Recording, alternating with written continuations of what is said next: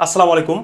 আমরা প্রতিদিন Facebook reels ভিডিওগুলো আপলোড করি, কিন্তু আমাদের কোনো ভিডিও ভাইরাল হয় না। ভিডিওগুলো অনেক সুন্দর, এত ভালোভাবে ভিডিওগুলো আপলোড করি, তারপরও অধিকাংশ লোকের কিন্তু ভিডিওগুলো ভাইরাল হয় না। অনেকে দেখবেন এমন কিছু ভিডিও আপলোড করে সঙ্গে সঙ্গে ভাইরাল হয়ে যায়।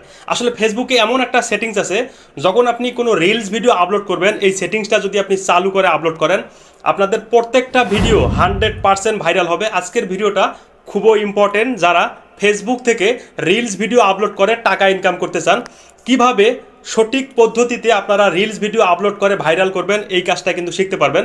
প্রথমে আপনি আপনার ফেসবুক পেজ অথবা অ্যাকাউন্টটা ওপেন করে যেভাবে ভিডিও আপলোড করেন, আপনি প্রথমে একটা ভিডিও সিলেক্ট করবেন।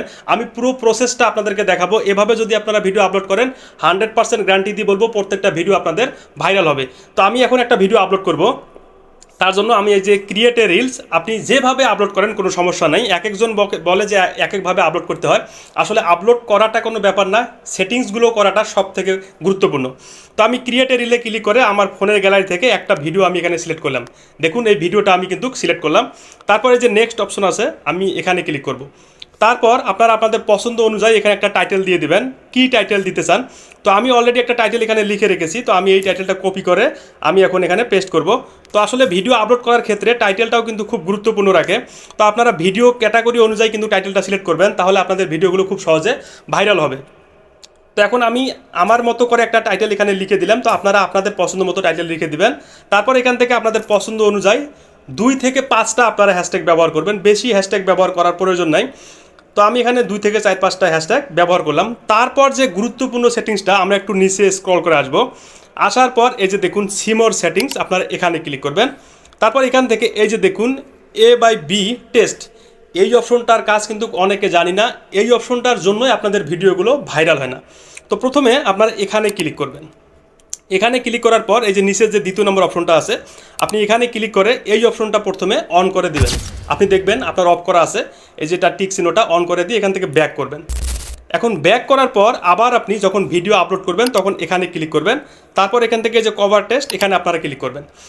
এখানে যখন ক্লিক করবেন, আপনার ভিডিওর সবথেকে ইম্পর্টেন্ট জায়গাটা কিন্তু অটোমেটিক কভার ফটো হিসেবে সিলেক্ট করবে। দেখুন সিলেক্ট করছে। এখানে আপনি 4 থেকে 5টা কভার ফটো সিলেক্ট করতে পারবেন। ফেসবুক কি করবে, যখন আপনাদের ভিডিওগুলো আপনি আপলোড করবেন, একটা কভার ফটো প্রথমে সিলেক্ট করবে।